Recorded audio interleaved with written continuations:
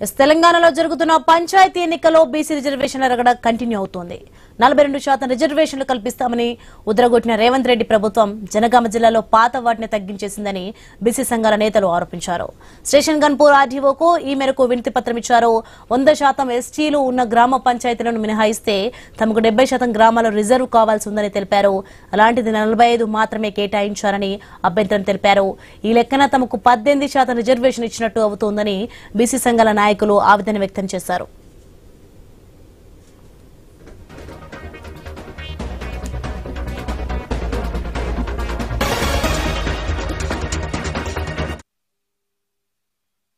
ఎన్నికల రిజర్వేషన్ ప్రక్రియలో చూసినట్టయితే జనగామ జిల్లా అయితే 241 గ్రామ పంచాయతీలు ఉంటే 100% ఎస్టీలు 39 గ్రామ పంచాయతీలు పోగా మాకు బీసీలకు 27% రావాల్సి ఉండే, కానీ బీసీలకు 45 మాత్రమే రిజర్వ్ చేయడం జరిగింది.